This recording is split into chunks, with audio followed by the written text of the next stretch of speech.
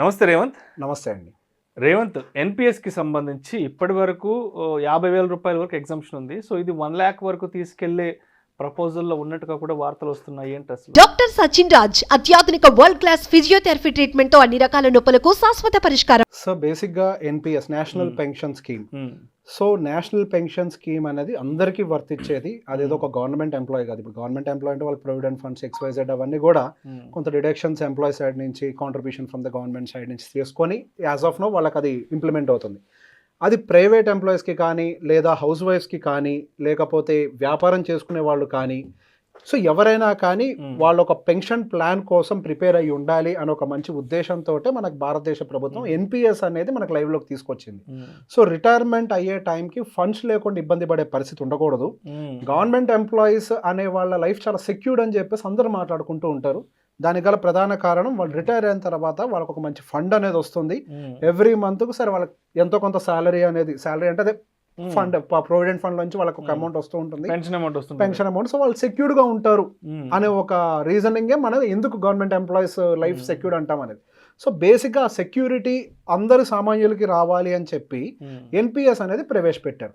ఇక్కడ national pension scheme కి సంబంధించి ఎక్కువ మంది అందులో పెట్టుబడులు పెట్టాలి అనే ఒక ఉద్దేశంతో పర్టికులర్ గా మనకి under section 80C and sub section of 80CCD1B దాని ప్రకారం కూడా మనకి ఒక 50,000 రూపాయలు కనుక మీరు పే చేసినట్లయితే దాన్ని మీరు ఇన్కమ్ ట్యాక్స్ చూపించుకోవచ్చు. దానికి తగ్గ డిడక్షన్స్ అయితే మీరు క్లెయిమ్ చేసుకోవచ్చు. సో దీనివల్ల అడ్వాంటేజ్ కూడా చాలా మంది తీసుకున్నారు. అంటే దీని మీద అవగాహన ఉన్న వాళ్ళు. అండ్ ట్రస్ట్ మీ సార్, చాలా మంది సాఫ్ట్వేర్ ఎంప్లాయీస్కి కూడా, ఈవెన్ గవర్నమెంట్ ఎంప్లాయీస్ కూడా ఎన్పిఎస్ సపరేట్గా పే చేయొచ్చు. వాళ్ళు part of the regular funding వాళ్ళు ఎన్పిఎస్ కూడా పే చేయొచ్చు. సో బేసిక్గా చాలా మందికి దీనికి సంబంధించి అవగాహన లేదు, ఎన్పిఎస్ అందరం పే చేసుకోవచ్చు అని. సో బేసిక్గా ఇప్పుడు 50,000 నుంచి దాన్ని 1,00,000 రూపాయలకి తీసుకెళ్ళాలి అని చెప్పేసి కొన్ని ప్రపోజల్స్ పెడుతున్నారు. దానికి గల కారణం ఏంటి అని అంటే, ఇప్పుడు మనకి దాదాపుగా ఒక 10 కోట్ల మంది ఇన్వెస్టర్స్ ఈక్విటీ మార్కెట్స్లో ఇన్వెస్ట్ చేసే వాళ్ళు ఉన్నారు. అందులో కేవలం 50 లక్షల మంది మాత్రమే ఈ ఎన్పిఎస్ని ఆప్ట్ చేస్తున్నారు. సో మనకి దానికి సంబంధించి 50,000 ఏదైతే పరిమితం పెట్టారో, సో ఇన్కమ్ ట్యాక్స్ ఎగ్జంప్షన్ కోసమే కేవలం 50,000 పే చేస్తున్నారు. అంతకుమించి ఎక్స్ట్రా కూడా పెద్దగా ఏమీ పే చేయట్లేదు. సో వాళ్ళు ఇంకొక 25 సంవత్సరాల్లో రిటైర్ అయ్యే వాళ్ళు అయితే వాళ్ళకి మాక్సిమం ఒక 47 లక్షలు మాత్రమే వస్తాయి. సో నెలవారీ వాళ్ళు విత్డ్రావల్ కనుక మొదలుపెట్టినట్లయితే ఒక 23,000 రూపాయలు మాత్రమే నెలకు వస్తాయి. మళ్ళీ మనం దానికి ఇన్ఫ్లేషన్తో అడ్జస్ట్ చేయాలి. సో 6% యావరేజ్ ఇన్ఫ్లేషన్తో కనుక అడ్జస్ట్ చేస్తే మనకు 25 సంవత్సరాల తర్వాత వచ్చేటువంటి 23,500 రూపాయలు ఇప్పుడు 5,000 రూపాయలతో సమానం. సో బేసిక్గా దాని వాల్యూ కూడా పడిపోతుంది. అంటే డబ్బు ఒక విలువ గోయింగ్ ఫర్దర్ ఇన్ఫ్లేషన్ అడ్జస్ట్ చేసుకుంటూ పోయి పడిపోతుంది. సో ఆ డబ్బులు ఏవైతే వాళ్ళకి ఆ టైంలో వస్తే అవి ఎట్లాగా సరిపోవు. సో వాళ్ళ పెన్షన్ ఏదైతే వాళ్ళు అనుకుంటున్నారో రిటైర్మెంట్ ప్లానింగ్ అన్న దాన్ని అచీవ్ కాలేరు. అండ్ మోర్ ఎవర్ మనం ఈ నెంబర్ని కూడా 50 లక్షల నుంచి పెంచితే చాలా మంది ఈ రిటైర్డ్ లైఫ్ అనేది సెక్యూర్ అవుతుంది అనే ఒక ఉద్దేశంతో దాన్ని 1,00,000కు చేయండి అని ఒక ప్రపోజల్ని ఫైనాన్స్ మినిస్ట్రీకి పెట్టారు. సో దాన్ని అప్రూవ్ చేస్తారా, లేదా ఈ బడ్జెటా, లేదా నెక్స్ట్ బడ్జెటా ఏంటి అనేది దాని డిస్కషన్కి వాళ్ళు చేసుకుంటారు. కానీ నా పర్సనల్గా నేను చూసే ఒపీనియన్ ప్రకారం మాత్రం మనకి ఈ ఎన్పిఎస్ అనేది లాంగర్ టైం ఫ్రేమ్లో ఎవరికైనా ఉపయోగపడేదే. మనకి ఇప్పుడు చాలా మందిని మనం గమనించినట్లయితే ఆ పేరెంట్స్, చాలా ఏజ్డ్ గ్రూప్ పేరెంట్స్, వాళ్ళకి అదే గవర్నమెంట్ ఎంప్లాయీస్ అయితే ప్రాబ్లం లేదు. ఈ ప్రైవేట్ ఆర్ రెగ్యులర్ ఫార్మింగ్ హౌస్ వైఫ్స్ అయి ఉండొచ్చు, ఎవరైనా బిజినెస్ వాళ్ళు అయి ఉండొచ్చు. సో బేసిక్ ఒక పెన్షన్ ప్లాన్ అనేది లేకపోవటం వల్ల ఇబ్బంది పడే వాళ్ళు చాలా మంది మనం ఈ జనరేషన్లో చూస్తున్నాం.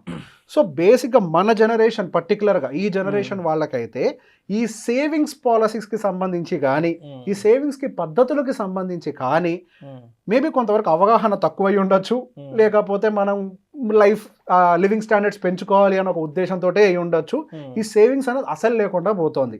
సో ఈ పెన్షన్ స్కీమ్ని ఎక్కువగా ఎంకరేజ్ చేయటం వల్ల, మనం దాంట్లో పెట్టుబడులు పెట్టి కొంత డబ్బుని సేవ్ చేసుకోవటం వల్ల గోయింగ్ ఫర్దర్ మనం రిటైర్ అయిన తర్వాత ఒక సెక్యూర్డ్ లైఫ్ వస్తుంది. సో ఎవరైతే వాళ్ళు ఇన్వెస్ట్మెంట్స్ని ప్లాన్ చేసుకుంటున్నారో, మనం ప్రతి ఒక్క ఇన్వెస్ట్మెంట్ని ఒక గోల్ తోటి ప్లాన్ చేసుకుంటాం. ఒక ప్రాపర్టీ కొన్నారనుకోండి, ఇది మా అబ్బాయికి, ఇంకో ప్రాపర్టీ కొన్నారనుకోండి, ఇది మా అమ్మాయికి, ఇంకో ప్రాపర్టీ కొంటే అది మాకు, మన రిటైర్ అంతవరకు మాకు ఉండాలి. సో బేసిక్ ఒక గోల్ పెట్టుకుంటారు కదా, ఒక డబ్బును సేవ్ చేస్తున్నారు అని అంటే మా పిల్లల హయ్యర్ ఎడ్యుకేషన్కి లేదా మా పిల్లల పెళ్లి కోసమనో ప్రతి దానికి ఒక గోల్ అనేది మనం లింక్ చేసి పెట్టుకుంటాం. సో అలానే మనం మన పెన్షన్ కోసం, మన రిటైర్మెంట్ కోసం కూడా ఒక గోల్ని పెట్టుకోవాలి. సో దానికే డైరెక్ట్గా ఒక పేరు పెట్టి మనకు ఒక స్కీమ్ ఏముంది, నేషనల్ పెన్షన్ స్కీమ్ అని చెప్పి.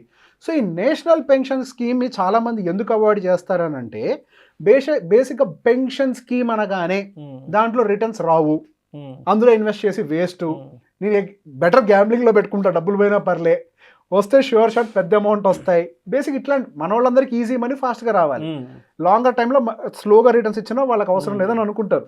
కానీ ఇక్కడ ఒక మిత్ని బ్రేక్ చేయాలనుకుంటున్నా. ఎన్పిఎస్ అనేది ఈక్విటీ మార్కెట్స్తో కాంపిటీట్ అవుతుంది. సో బేసిక్గా మనకి ఈఎల్ఎస్ఎస్ ఫండ్స్ వీటన్నిటి గురించి ఐడియా ఉంది కదా, రెగ్యులర్ మ్యూచువల్ ఫండ్స్. సార్ ఇప్పుడు నిఫ్టీ ఇండెక్స్ మనకి యావరేజ్ రిటర్న్స్ అంతా జనరేట్ చేస్తుంది, 12.5% జనరేట్ చేస్తుంది. సో దాని బేస్డ్ మ్యూచువల్ ఫండ్స్ని మీరు కొంటున్నారు అనుకోండి, అవి ఇన్ఫ్యాక్ట్ నిఫ్టీ ఇండెక్స్ కంటే కొంత తక్కువకే ఇస్తున్నాయని చెప్పి మన మార్కెట్ రిపోర్ట్స్ ఆల్రెడీ చెప్తూనే ఉన్నాయి. కానీ ఎన్పిఎస్ దాదాపుగా 14% డెలివరీ చేస్తుంది. వాళ్ళు అందులో మెజారిటీ ఆఫ్ ద ఫండ్ తీసుకెళ్ళి లార్జ్ క్యాప్లోనే పెడతారు. ఎన్పిఎస్ ఒక మెయిన్ ఏమేంటి అని అంటే వాలటాలిటీకి అది ఎక్కువ గురి కాకూడదు. సో వాళ్ళు ఎక్కువ అందులోనే పెడతారు. కానీ ఫండ్ అలోకేషన్ పద్ధతి వాళ్ళది డిఫరెంట్గా ఉంటుంది.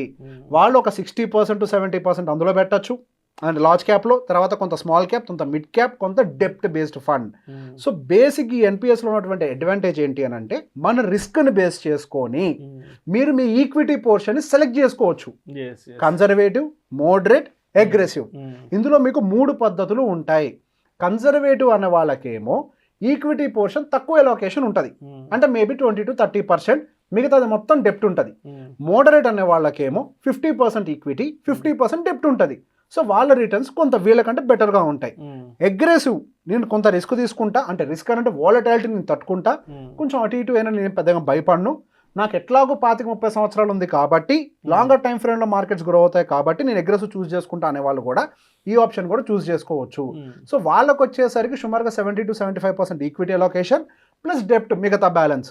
సో బేసిక్గా ఖచ్చితంగా కొంత డెప్ట్ అలోకేషన్ అనేది ఎన్పిఎస్లో ఖచ్చితంగా ఉంటుంది, ఎందుకంటే రిస్క్ని హెడ్జ్ చేయాలి కాబట్టి. సో బేసిక్గా ఏదైతే అగ్రెసివ్ని మీకు చెప్పానో అదే సుమారుగా మీకు 14% డెలివరీ చేస్తుంది అగ్రెసివ్ది. బేసిక్ది 9% ఇస్తుందండి. అంటే ఎండ్ ఆఫ్ ద డే మీకు రెగ్యులర్గా వచ్చే ఎఫ్డి రిటర్న్స్ కంటే కూడా బెటర్గా వస్తుంది.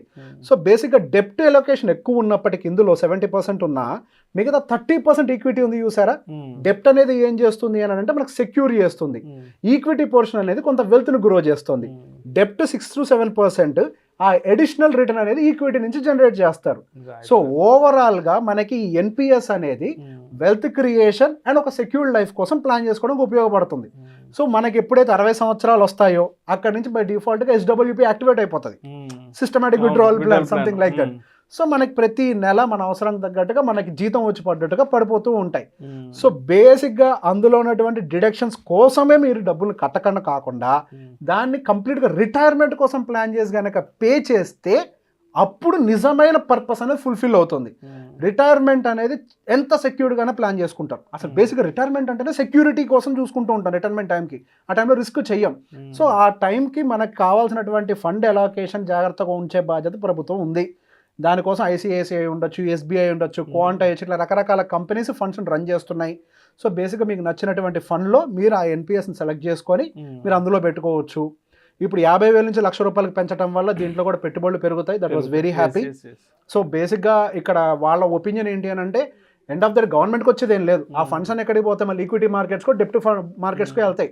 గవర్నమెంట్ తీసుకొనేమి వాళ్ళకి సంబంధించిన ప్రాజెక్ట్స్ ఎగ్జిక్యూషన్ కోసం వాడుకోదు ఆ డబ్బుల్ని. ఎండ్ ఆఫ్ ద డే బయటకే వెళ్తాయి.